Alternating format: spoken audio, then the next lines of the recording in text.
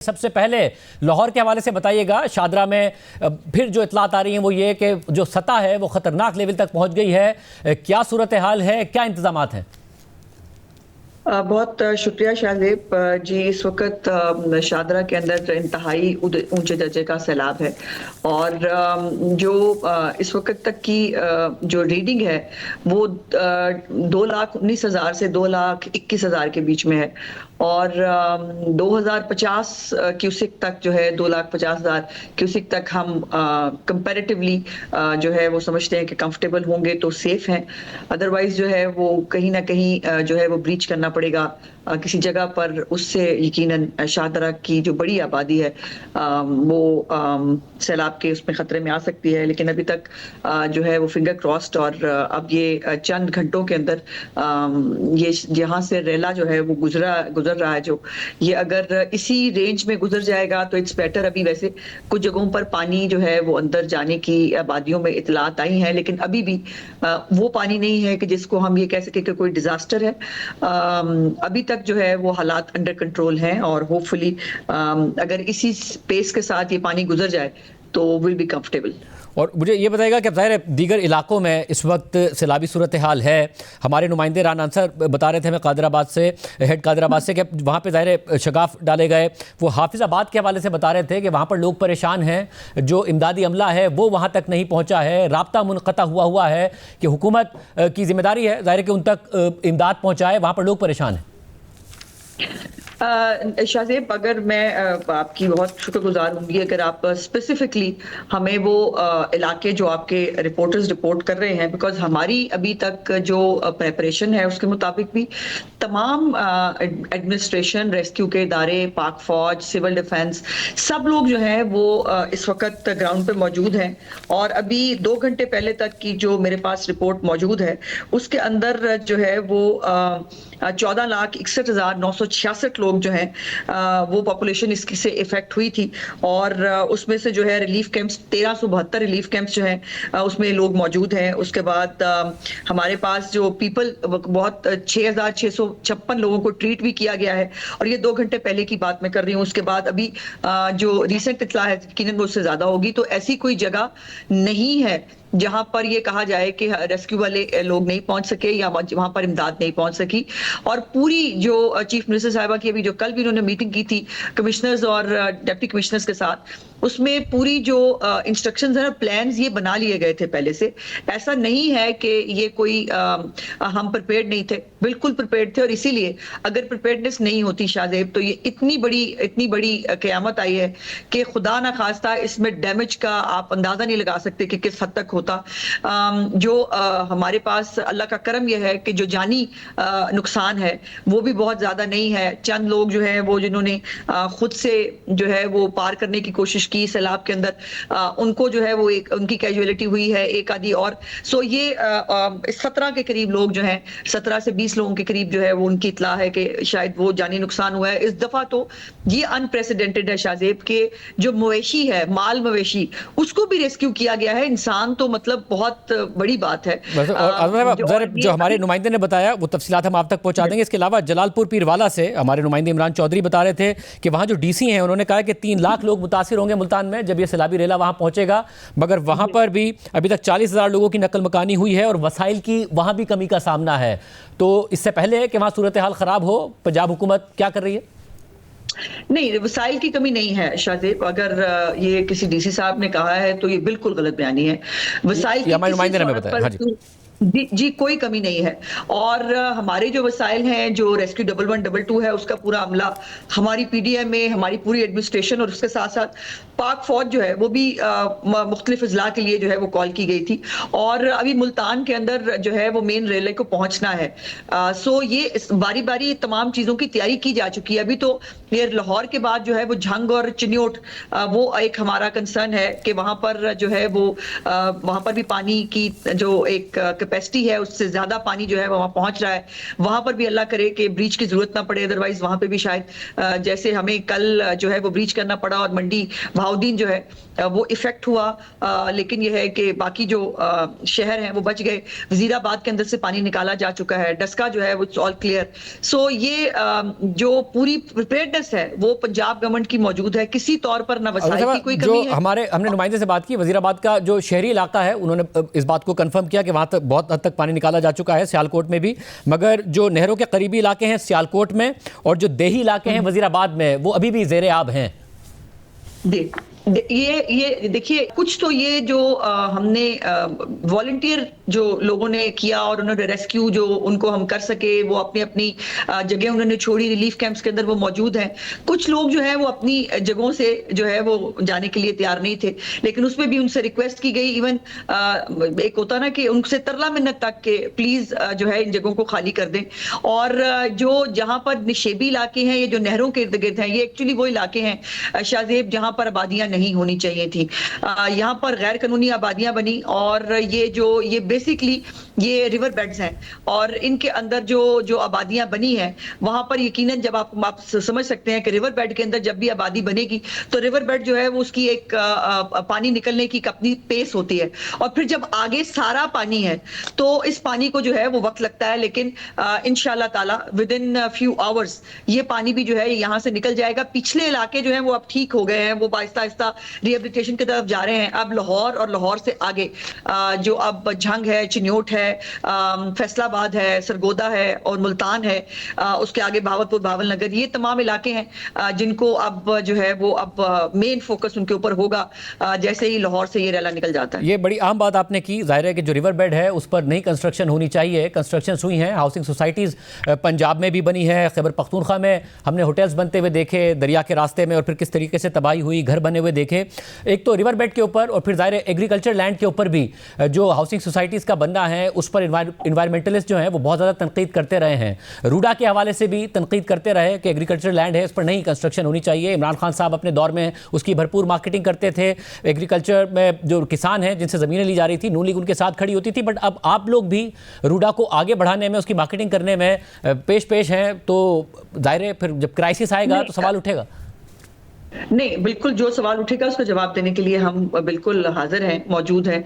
लेकिन रूडा जो है वो सिर्फ हाउसिंग सोसाइटी नहीं है, उसके अंदर जो है फॉरेस्ट है, उसके अंदर जो है मुख्तलिफ झीलें बननी थी जिसके जरिए ये पानी जो है जो जाया हो रहा है या जो पानी तबाही कर रहा है उसको रेजरवाइज के जरिए उसको महफूज किया जा सकता है। उसके अंदर जो है वो आपके जो रिवर आपका है उसको सेव करने के लिए जो उसका कटाव है या जो उसकी तबाही होती है उसको सेव किया जा रहा है। ये तो रूडा is not about housing society only. ये एग्जैक्टली यही बातें देखें, एग्जैक्टली यही बातें इमरान खान साहब करते थे, और फिर उस वक्त भी इन्वायरमेंटलिस्ट ये कहते थे कि आप अगर यहाँ पर बनाएंगे कुछ तो पानी जो है वो दीगर इलाकों को तबाह करेगा, पानी अपना फ्लो बनाएगा। अगर वो एग्रीकल्चर लैंड को आप डिस्टर्ब करेंगे उसके अपने फवाइद होते हैं। अब आप भी वही बातें कर रही हैं।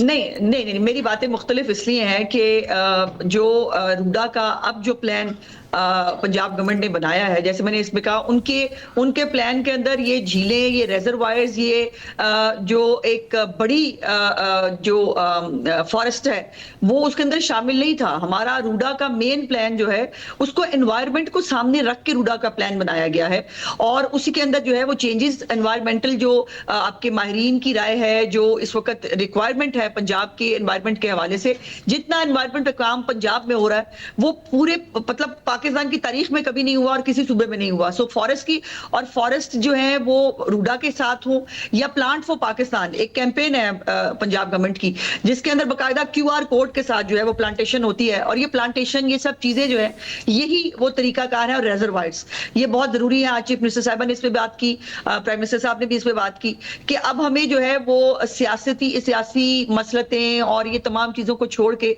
ये फैसले करने पड़ेंगे कि इस मुल्क में रेजरवायर वाइज की जरूरत है, और डैम्स छोटे हों या बड़े हों। और ये भी मैं आपको बताना चाहती हूँ कि पंजाब के अंदर जो है 80 डैम्स के हवाले से जो है वो ऑलरेडी काम शुरू कर दिया गया है, और मुझे उम्मीद है इंशाअल्लाह ताला कि अगले साल जो अभी से प्रेडिक्शन हो रही है वो बड़ी खौफनाक है शाहजेब, कि अगले साल इससे भी ज्यादा सीवियर मानसून होने वाला है।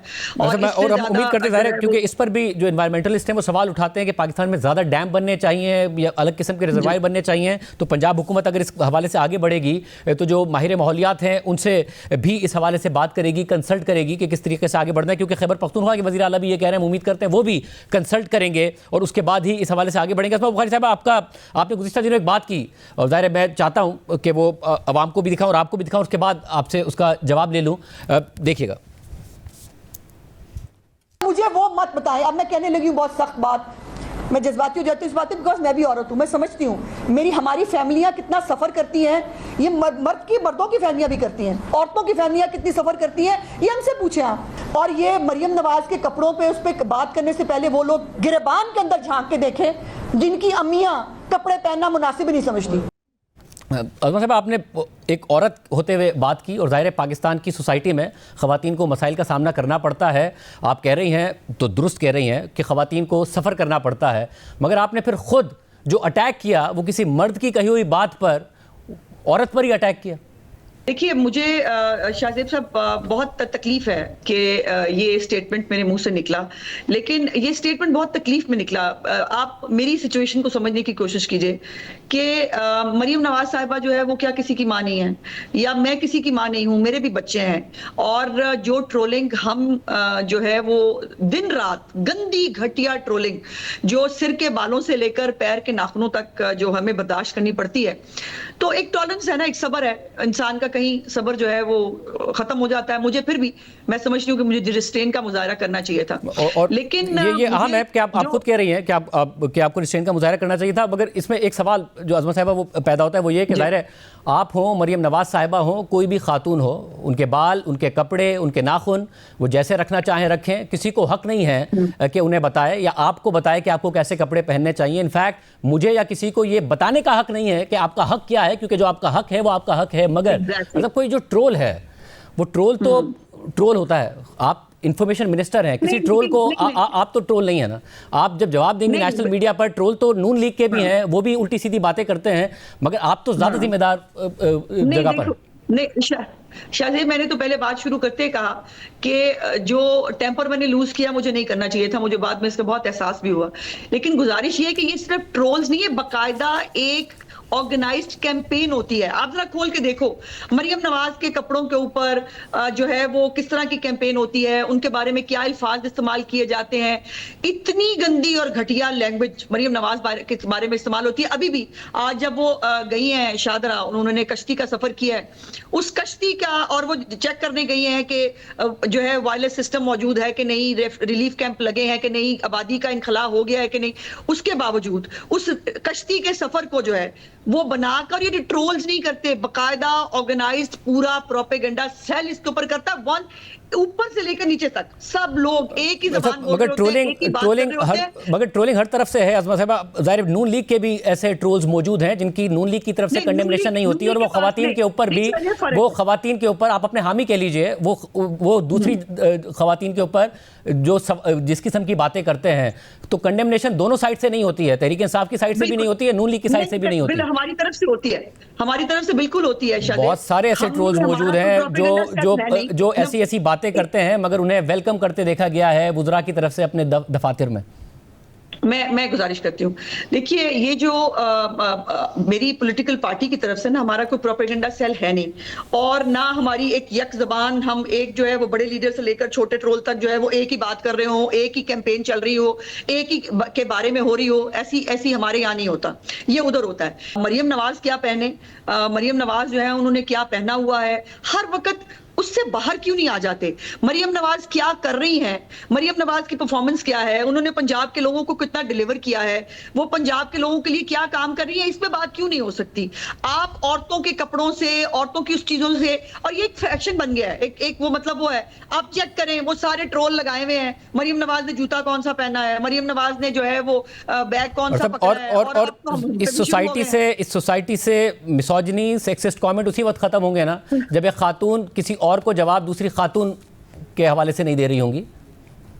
बिल्कुल आप ठीक कह रहे हो, और ये कम से कम मेरी साइड से तो नहीं होना चाहिए था, लेकिन ये मैंने जैसे कहा कि एक फ्रस्ट्रेशन थी शायद, एक वो टेम्पर लूज जो मैंने किया, कि ये हमें तो ना बताए ना, जो जिनके आइडियल्स वो हैं या जिनको वो बहुत अच्छी खवातीन समझते हैं, अगर उनके लिए वो कपड़े जायज हैं तो फिर वो हमने तो मतलब फिर भी रीजनेबल आप एक दफा फिर गलती का इदराक करते हुए किसी और के कपड़ों पर कमेंट कर रही हैं जो उनका इस्तेहकाक है पहनने का, वो जिस तरह चाहे पहने, जिस मुआशरे में चाहे पहने। मैं कंपैरिजन दे रही हूँ उन लोगों के लिए जो हमारे कपड़ों पे बात करते हैं, लेकिन उनके लिए बाकी लोग आइडियल्स हैं, जो आइडियल है, अगर उनके कपड़े उनके लिए जायज हैं तो हमारे लिए भी, हमें भी आजादी मिलनी चाहिए। मैं तो दोनों की आजादी की बात कर रही हूँ, सबको मुकम्मल आजादी हो। मैं फिर कह रहा हूँ कि ये किसी को हक नहीं है कि आपकी आज़ादी पर बात करे या ये बताए कि आपको किस चीज़ की आज़ादी है, मुझ समेत किसी को हक नहीं। बहुत शुक्रिया।